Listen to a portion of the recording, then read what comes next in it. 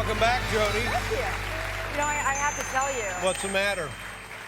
Well, does something look like it's the matter? I'm just a little worried, yes. Okay. No, I had to tell you because I ran into your friend, Radio Man, in the street yesterday. And he just Yes? wanted me to tell you that since he couldn't come today, he sent me, because he's very busy acting in a movie with Barry Sonnenfeld. He just wanted me to mention. Yes, he's working more than he should be.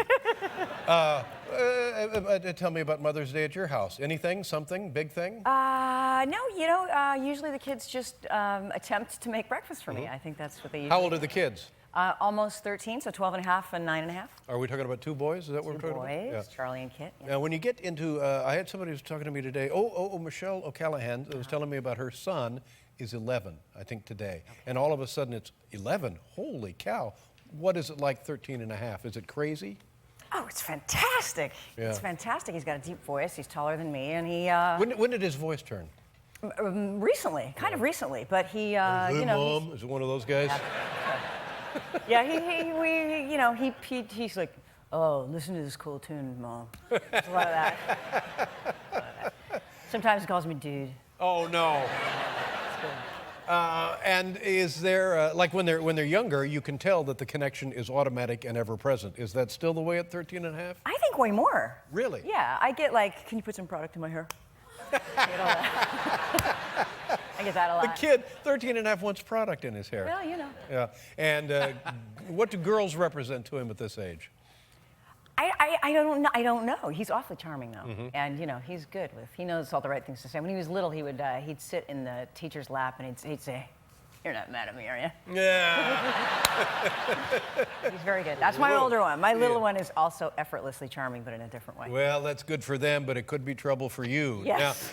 Now the question, would you rather have a teenage boy or a teenage girl, as having been a teenage girl yourself? Oh, I would definitely prefer having a teenage boy, yeah. Teenage girls, I was just a nightmare to my mother. Really? Yeah, I really was. Oh, and how did that manifest itself? Your mother, am I right about this? In addition to being mom, she was also your manager? She was, yeah. We had a career together. We traveled everywhere together. She made decisions. She was a mostly negative influence in my life now. Happy Mother's Day! No, you know, she liked to tell me about all the bad things that were going to happen. So there was a lot of like, you know, by the way, she'd lean over to me, and especially nice, she'd say, by the way, by the time you're 17, your career will be over.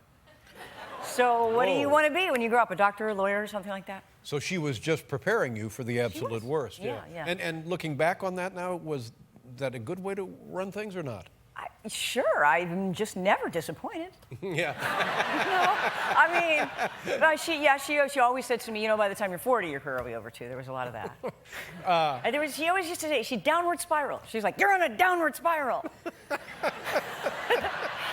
Wow. You know, when I was nominated for 4 Academy Awards, but I only won 2. So on the 4th one, she was like, you're on a downward spiral. That's right. She understands you can't win every time you make a movie. Well, Maybe you know, not. Sometimes you just gotta, you know, you just gotta help them along. What is your relationship like with her now? Oh, she's great. She's great. She's a lot of fun. And a good grandmother? The kids love her? She is. She's a little bit older now. She's a little more fragile. Yeah. But she's not nicer. Yeah. How old? You mind if I ask how old she is? She's 82. 82.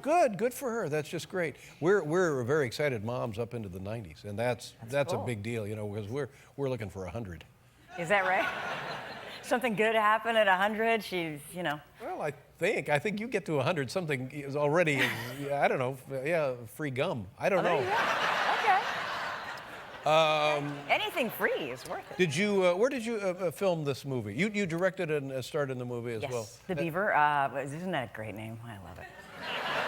Is this an original screenplay? It is. It is an original screenplay, and we filmed it here in New York City, and mostly in Westchester County. Right. And it's apparent why it's called The Beaver, but a lot of people may be misled. But like the those are the people we want to spend money to go see the film.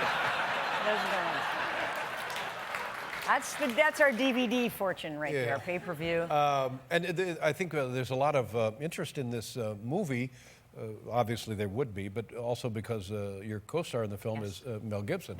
Now, and I'm told that here's a guy who seems troubled. He's had some trouble and seems troubled. And the trouble was happening as he made the movie with you. Is that Really, right? mostly after we wrapped. Yeah. After you wrapped, His troubles happened after. Did you have any idea what was ahead of him then? Did he have any inkling that he might have some problems? I don't think so. Yeah. No. There was no inkling. But he's wonderful in the movie. He's extraordinary in the film. I have to say, and people are amazed by his performance. Yeah. It's beautiful and raw and very dramatic. How and also long- funny and all that. How long have you known Mel Gibson? About 15 years. 15 yeah. years. And what do you? I mean, can you defend what he's? See, here's what I think. No. Here's what I think, and it doesn't make any difference what I think. But one, drinking. That's a problem. Yes. But the real problem is why is he drinking? So we get that straightened out, everything else will be better. That's true. Now they really shouldn't be laughing at that because No. anybody who and I was an alcoholic and loved it, but that's a different. No. He takes his sobriety very seriously. Very seriously. He's very good in the movie. He's a very good friend. Yes, that I yes. love. People have said the acting in this film, as you would expect, is first rate, for heaven's sakes. Now let's talk about your career a little bit. Okay. Your first movie, let's see if you know what your first movie, 1972. Any idea what that was? 1972? That's what it says here, Oh, no. My first movie was in the 60s. in the 60s. Yeah, it was called Well, this is Minnesota a Mountain. selected, I'm sorry, this is a selected filmography. Oh. This is the first movie on the list, 1972. It would be, what do you think? 72. You're in an upward spiral. I'm in an upward spiral. Let's see. Napoleon and Samantha? That's correct. Okay. Yes. With Michael Douglas. Says here it's your first film with Michael Douglas. It's not my first film, but okay, whatever. Okay. What was your first film? It was called Menace on the Mountain. It was a Disney. Menace on the Mountain. Yeah. And you Did I play the Menace? No. How old were you when you were in that film? I think I was 6. Yeah. Wow, that's great.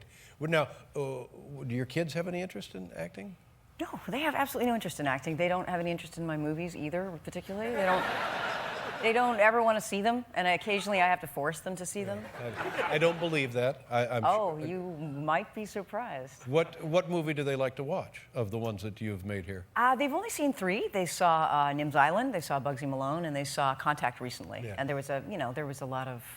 It took me a long time to get them to see Contact didn't sound like anything they wanted to see. What about Bugsy Malone? I bet they enjoyed that. They sort of liked Bugsy Malone, but they just didn't ever want to see it again, which is fine.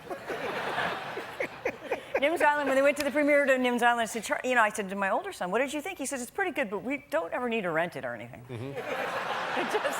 Tough crowd. Yeah. Tough crowd. They did see half of Little Man Tate, and then they kept asking me to turn it off, and I wouldn't.